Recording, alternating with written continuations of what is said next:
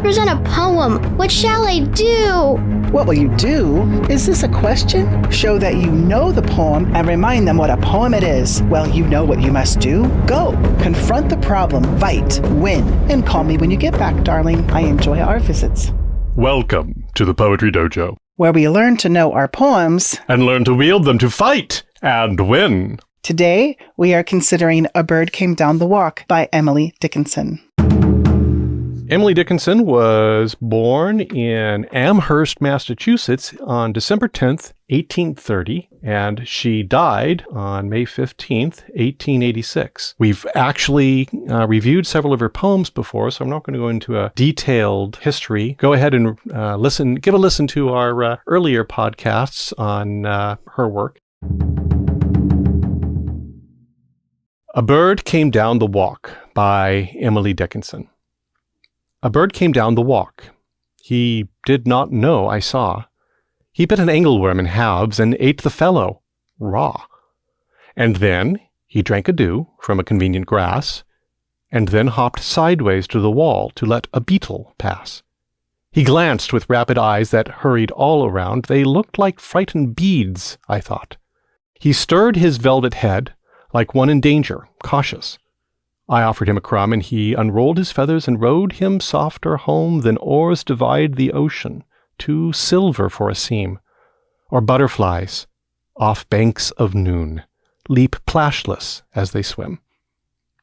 A Bird Came Down the Walk by Emily Dickinson.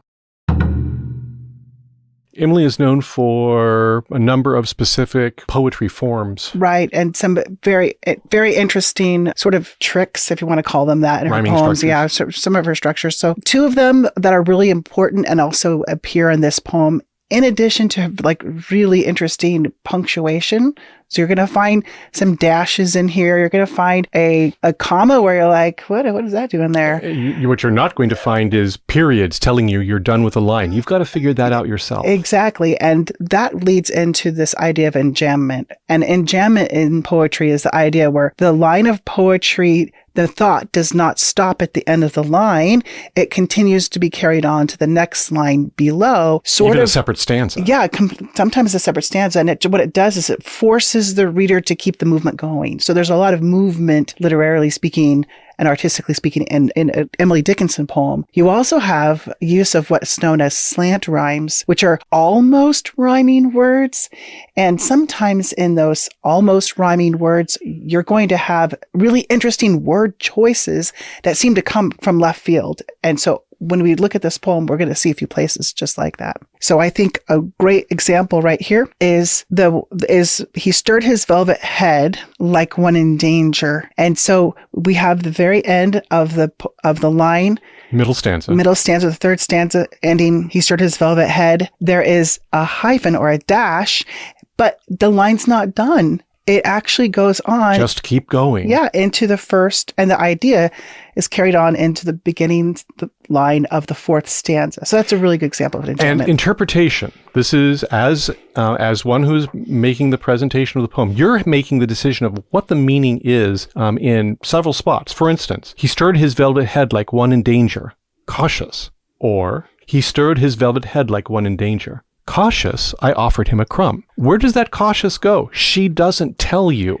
It's up to you as the interpreter to put your spin on the poem, to add your thoughts of what is taking place to this picture. Exactly. And some of that's going to come from understanding what she's trying to get at in the poem. You have this really idyllic scene of a cute little bird hopping around, and they're just so dainty and everything. And then all of a sudden he picks a worm and he cuts it in half and eats it right there. And you as the observer are like, whoa, I wasn't expecting that cute little bird to do that kind of creepy thing. So the bird is part of this unpredictable nature. And we have a lot of cute little nature moments here. Like the bird seems to be polite, like he sees a beetle. Oh, I'm going to yield my path. You can go past me. And he's drinking from a little blade of grass, a little dew. And so is the bird scary, or are you scary to the bird? You know, you have to think about what's your relationship to this bird. The bird, she does communicate the concept of the bird being fearful. He glanced with rapid eyes that hurried all around. They looked like frightened beads, I thought. The bird is alert for predators. From an American standpoint, you've got your house cat that's prowling around in the backyard. That house cat is vastly more powerful and larger than the little bird. And if the little bird is not attentive, that cat has no problem pouncing on it. No. And so the person or the speaker of the poem reaches out to try to give this bird a little crumb. It's like a kind gesture. I want to be your friend. And the bird doesn't squawk. The bird does something I think really interesting. He unrolls his feathers. Feathers don't unroll, but it's almost as if the bird is now becoming like a ship. Yes. With its sails unfurling. And then we have the bird rowing, which you can think of flapping of the wings like a rowing thing. So now... Got our naval metaphor. Yeah, so we have a naval metaphor coming right here. So the bird actually does have some power to run away, and he's using it right now, or float away or swim away. Yeah. Side question, which is a little bit of a tangent. Where does Emily Dickinson fall historically with like Longfellow? Fairly concurrent. Because Longfellow is the extremely sing-songy rhymes that it takes a huge amount of effort on the part of the presenter to avoid the da da da da da da da da da da da da da da da da da da da. You don't want to do that. No. She clearly does not want that to happen because her choice of rhymes are right. Are those slant rhymes because she doesn't want it to fall into basically sounding sing-songy. And that's really important for us when we look at this poem, her poetry. She was a bit ahead of her time here. You're going to have poets like Walt Whitman he's going to break every single rule of poetry that's been coming to this point. She's kind of in that in-between stage. So she does have a decent rhythm. A bird came down the walk. He did not know I saw. He bit an angleworm in halves. Ooh, and ate the fellow raw. So you do hear kind of a rhythm, and students can sometimes fall into that sing-songy pattern, but she's trying to get you to not do that. If you do that, you are doing violence to the poem, and you should hear that in the read. Looking at her punctuation and lack of punctuation, she is encouraging a departure from that. This is more of a mental line of thought. Even the rhyming scheme, if you look in the first stanza, you can find saw and raw.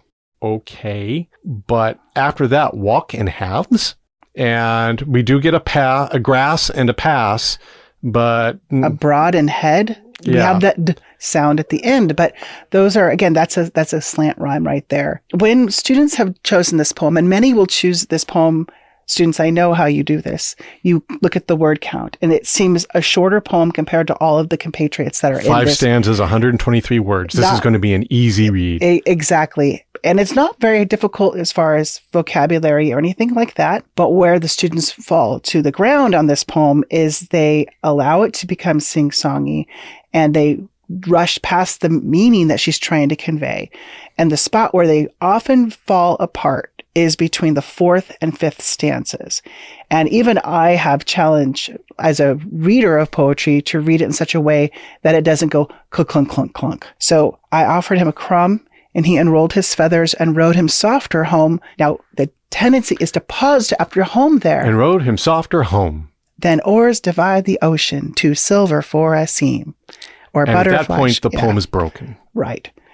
Even if you keep it good the whole time. And the judges will feel that and say, okay, 3rd place. And another difficulty is when you get to the end, we have of butterflies off banks of noon, leap plashless as they swim. The word plashless, we saw Plashy Marge in a previous poem that we did, but it's actually difficult to end a word with the p sound and begin the next word p with a p sound. Leap plashless. You've got to put the comma in there. Yes. You get the full p in. Leap plashless. Yeah, this is not the poem where you can not enunciate the end of your words.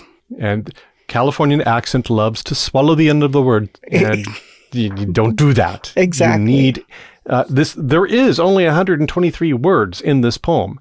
Every one of them is important from beginning to end of words, beginning and end of the poem. Do not go sing-song. Do not be looking for the rhythm that's going to drive you.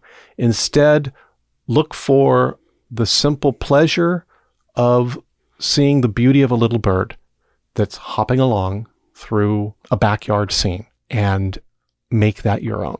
Not only looking at it as this sort of idyllic backyard scene, you as the speaker of the poem, put yourself in the speaker's shoes, are getting to have like a front row seat with something that's happening in nature. And even when you try to reach out to it, it doesn't really want that human interaction. So when you go to say this poem, think about that tension that you're feeling like, oh, I wanted to touch this bird, or I wanted to hold this bird, but the bird is beyond me. And so there should be a little bit of wonder in your poem as well as you're reciting this, and beauty. Thank you for tuning in. This has been a DieCast Media Group production. Please recommend us to friends, family, relations, but not your competitors. Feel free to email us with questions at poetrydojo@diecastmediagroup.com. Tune in next time for another exciting episode and another fine poem.